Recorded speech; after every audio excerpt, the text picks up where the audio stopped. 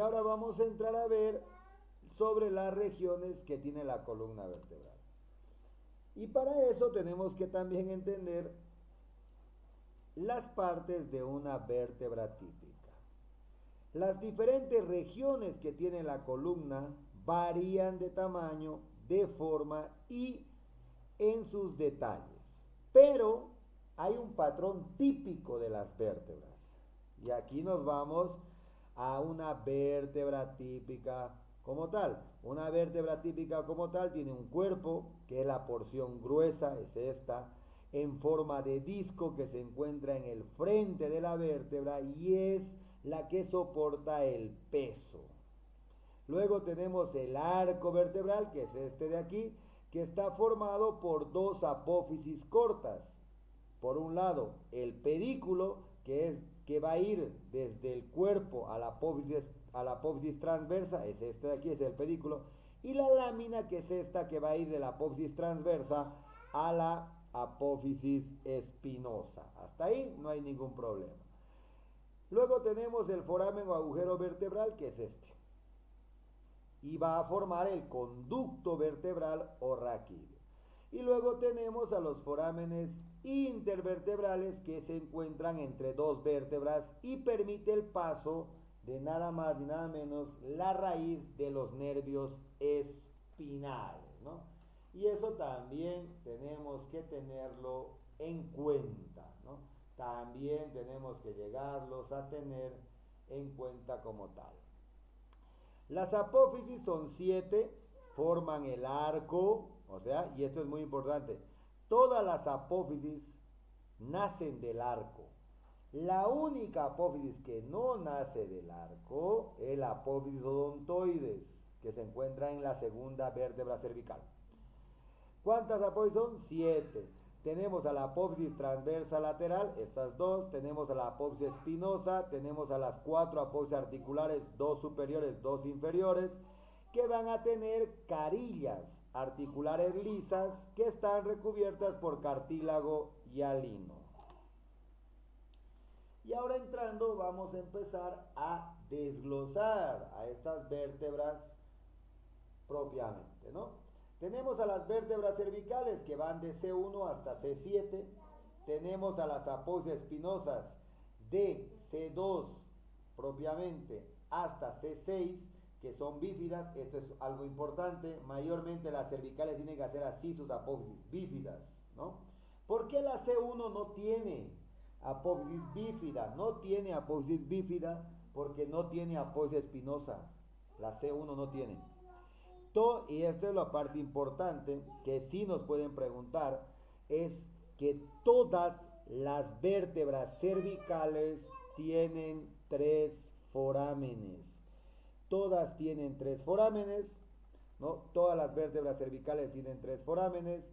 A su vez también hay apófisis transversas, ahí están, donde van a encontrarse los otros 2 forámenes transversos, más el arco, 3 en total. Y las 2 primeras vértebras cervicales tienen sus propias características. El atlas es la primera vértebra cervical. La C1 soporta el peso de la cabeza. Y aquí está lo que nos interesa. ¿Por qué es que no tiene espina bífida el atlas, ¿no? Si de entrada, ¿no? ¿Por qué? Porque el atlas carece de apófisis espinosa y de cuerpo. El atlas carece de apófisis espinosas y de cuerpo, ¿no? Entonces, no tiene cuerpo. Carillas articulares superiores que se articulan con el hueso occipital, sí. Estas dos, las dos masas laterales, forman la articulación del sí, la articulación atlanto-occipital, en este caso. Y también las carillas articulares inferiores se articulan con el axis, formando la articulación del no. Pregunta de examen, ¿no? ¿En qué arco del atlas encaja la apófisis odontoides? Esa pregunta de examen del año pasado en el primer parcial, ¿no? Recordemos que el cuerpo siempre se encuentra en la parte anterior. Entonces es en el arco anterior donde encaja la apófisis odontoides del axis. Pregunta de examen del año pasado. El axis en la C2 consta ya de un cuerpo y de una apófisis espinosa. Y aquí viene la pregunta de examen también. La apófisis odontoides actúa como un pivote, pero algo importante sobre esta apófisis odontoides. La apófisis odontoides rompe la regla. La apófisis odontoides se origina del cuerpo de una vértebra. Ahí tienen que tener cuidado. La apófisis odontoides se origina del cuerpo de una vértebra. Ahora, de la C3 a la C6, que va desde la tercera a la sexta vértebra cervical, el patrón es igual que una vértebra típica. Tiene un cuerpo, tiene un arco, 7 apófisis y 3 forámenes. La vértebra prominente, la C7, es algo diferente porque su apófisis espinosa es más grande y es más prominente, y a su vez es el primer huesito que tocamos en la parte posterior del cuello. Ahora ya entrando a las vértebras torácicas y qué características pueden llegar a tener las vértebras torácicas. Las vértebras torácicas van de T1 a T12, son muy grandes y fuertes. Las apófisis espinosas de T1 y T10 son largas, lateralmente planas y se proyectan hacia abajo. Algo importante de las torácicas, tienen carillas costales, tanto en el cuerpo de la vértebra como en su apófisis transversa. Prohibido olvidarse, ¿no? La apófisis espinosa, estas de aquí, de la T12, aquí está, de la T11 y la T12 son más cortas, fíjense. Y en comparación con las vértebras cervicales, las torácicas tienen las apófisis transversas más largas y más grandes. Y este verde es la pregunta de examen. Las vértebras torácicas tienen carillas articulares costales en el cuerpo de la vértebra y la apófisis transversa. Sus movimientos del tórax están limitados por la unión con la costilla y el esternón. Y aquí hay un pequeño resumen para entender qué es una carilla, pregunta de examen, y es una hemicarilla. Las vértebras torácicas. Si hablamos de las vértebras torácicas, la superficie articular de los cuerpos, estas de aquí, vertebrales, se llaman carillas o hemicarillas. ¿Qué es una carilla? Es cuando la cabeza de una costilla se articula con el cuerpo de una vértebra, ¿no? Entonces, ¿qué es una carilla? Cuando la cabeza de una costilla se articula con el cuerpo de una vértebra. ¿Y qué sería una hemicarilla? Es cuando la cabeza de una costilla se articula con dos cuerpos vertebrales. Entonces, fácil para entender, ¿qué es una carilla? Una cabeza, un cuerpo vertebral. ¿Qué es una hemicarilla? Una cabeza, ¿no? Y dos cuerpos vertebrales como tal, ¿no? Pregunta los dos de exámenes. Cada lado del cuerpo vertebral, como se puede ver de la T1, tiene una carilla superior y una carilla inferior, ¿no? En este caso, hemicarillas. De la 2 a la 8, del cuerpo de la vértebra de la T2 a la T8, hay hemicarillas superiores y hemicarillas inferiores. Y el cuerpo de la T10 y a la T12, ¿no?, tiene una carilla a cada lado del cuerpo vertebral, ¿no? Así de facilito, ¿no? Un pequeño resumen de las diferentes carillas y hemicarillas propiamente. Las vértebras lumbares van a ir de L1 a L5, son las más grandes estas vértebras, las más fuertes de la columna vertebral. A su vez, tienen una apófisis espinosa corta y se puede ver para la inserción de músculos de la espalda. Entrando a lo que es el sacro y terminando de darle un repaso a la columna vertebral. El sacro es un hueso triangular, está formado por 5 vértebras sacras de S1 a S5, se fusionan, miren, ¿cuándo empieza a fusionarse? Desde los 16 y los 18 años y completa la fusión a los 30 años, ¿no? actúa como un fuerte sostén para la cintura pelviana y, y prácticamente van a formar la región posterior de la cavidad pelviana. Ahora, aquí hay algo importante, ¿no? Esto de los 30 años. ¿Por qué se dice que la vértebra, ¿no? O mejor dicho, ¿por qué se dice que la columna vertebral tiene 26 vértebras? Esto es después de los 30 años. Antes de los 30 años, según la literatura, según esta literatura, dice que vamos a tener 33 vértebras. Y aquí está el sacro y sus diferentes porciones. Tenemos al sacro y que tiene una porción anterior, porción lateral y porción posterior. La porción anterior es cóncavo, liso, es cóncavo, liso. Esta porción anterior tiene a los forámenes sacro, que son los forámenes intervertebrales, tiene al conducto sacro, que es el conducto medular, tiene a las líneas sacras, que es la desaparición de los discos intervertebrales, tiene a las alas del sacro, que son las apófisis transversas, tiene al promontorio, que es el cuerpo de la primera vértebra sacra, ¿no? En el caso de la porción lateral, solo se encuentran las aurículas, que es una porción rugosa, que es la que va a permitir formar la articulación sacroiliaca en este caso. En la porción posterior, aquí es rugoso y convexo. En la porción posterior hay los forámenes sacro, ya sabemos que es los forámenes intervertebrales. Tenemos al conducto del sacro, que tiene que ver con el conducto raquídeo o conducto medular en este caso. Tenemos a los hiatos sacro u orificio inferior, que es la falta de osificación, ¿no?, en la línea media del sacro, en la parte inferior. Tenemos a las astas y los cuernos sacros, que son las apófisis articulares inferiores, y tenemos a la cresta sacra, que es la unión de todas las apófisis espinosas de las 5 vértebras sacras. Y aquí podemos ver, este es el promontorio, estas son las alas del sacro, esta es la parte anterior.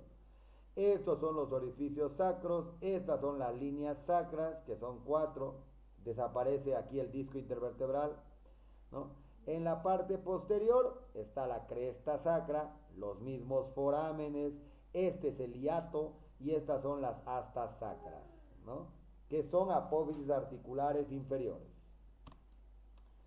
El coxis tiene una forma triangular, su fusión de 4 vértebras, el extremo superior es el que nos interesa.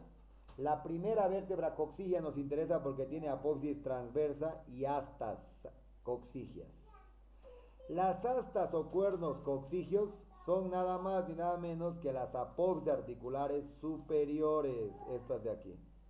Y ahí están sus 2 apófisis transversas. Después las otras vértebras no tienen mucha relevancia, ¿no?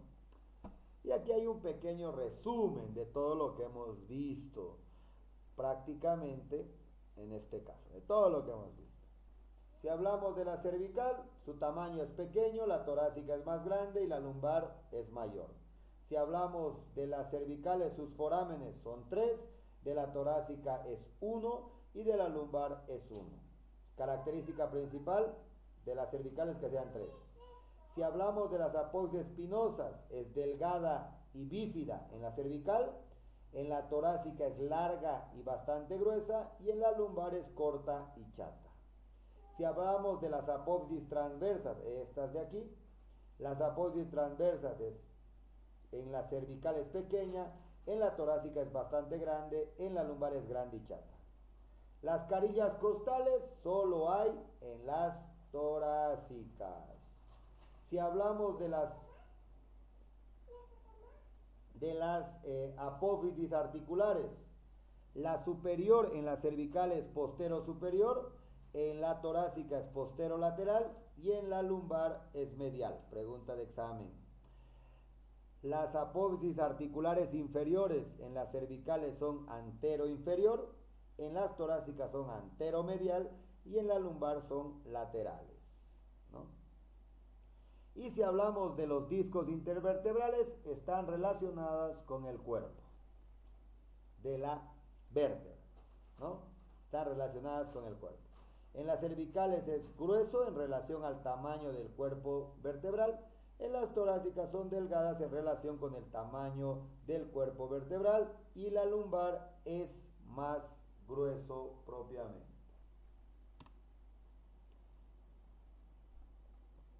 El tórax, ¿no? Para ir terminando lo que es esta parte del sistema esqueleto axial, sistema esqueleto.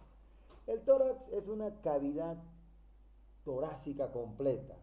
Es una porción esquelética o jaula torácica.